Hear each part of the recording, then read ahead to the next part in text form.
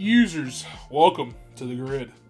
Today, I'm ranking the TRON movies from good to legendary. Yes, that means that I did think Ares was good enough. And, agree, disagree, comment down below, let me know your top three. How do you rank them? Do you think TRON 1 is number one, Legacy, whatever? And with that, let's go and get right into it. Should be a short video. So, coming in at number 3. There's no going back.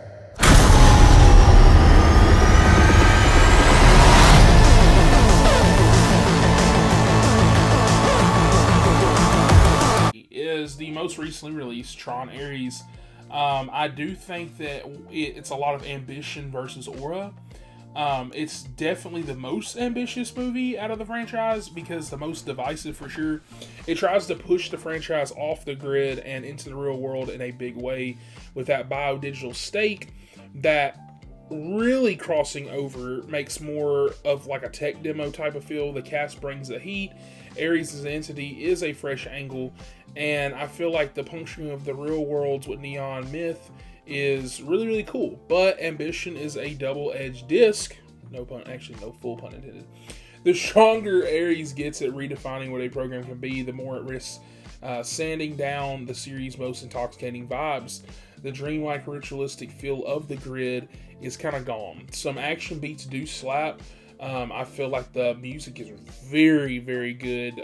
There's a lot of memorable scenes.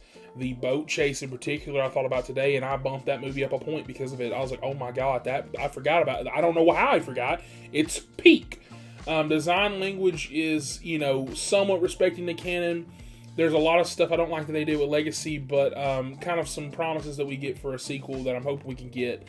And so, yeah, Ares, I think, is a worthy swing that expands the lore enough. And even when it does miss in the film, I feel like its misses are kind of interesting. And so for me, that's what puts it at number 3.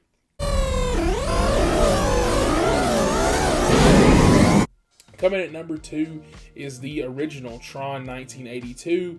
It's the miracle that shouldn't have worked. And it got a lot of hate when it came out.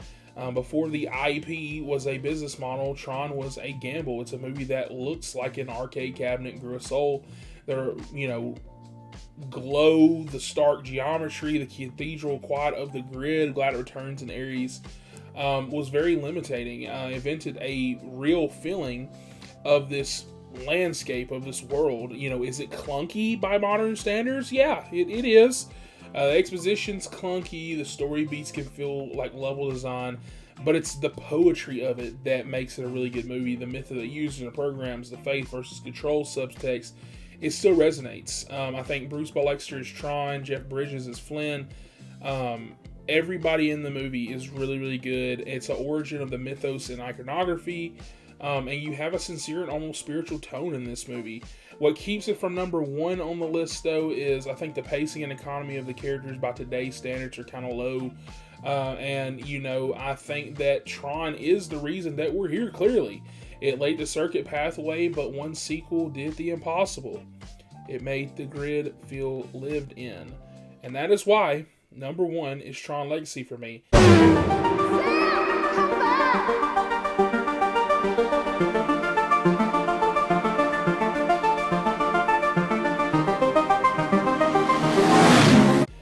And I'm just going to be honest here. It's probably not only because it was the first TRON movie I saw, but it's the movie that, like I said in my review, is the whole reason why I even have this channel. It's the whole reason why I even make movies, talk movies, whatever it's that. Most people don't even know that.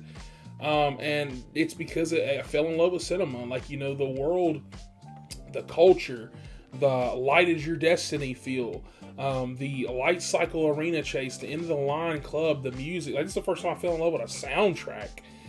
Daft Punk, don't just score the movie. They conduct that atmosphere. The soundtrack moves from cathedral pads to that percussion, dread, the shaping how we breathe in the grid. Joseph Kosinski is one of my favorite directors because of that, and I'm glad he went on to do better things, like Top Gun Maverick, and I won't say better things. I still think Legacy's superior, but you know what I mean. And F1 was really good this year. And so I think that, looking at that direction, seeing Clue as a shadow of the ideal, Sam Flynn representing grief and a purpose, Kevin Flynn, creator, learning surrender, and Korra being curiosity is salvation and a living question mark. Clue is a tragic algorithm, perfection without compassion. And it's number one because of all those things. I think the emotional chord that lands, that quiet scenes hit as hard as the action and world building just make the grid feel inhabited. And for me, I think that's why it's my number one. Comment down below, let me know your thoughts. That's all I've got for you guys today. Quick little video, just want to talk about my top 3. And with that,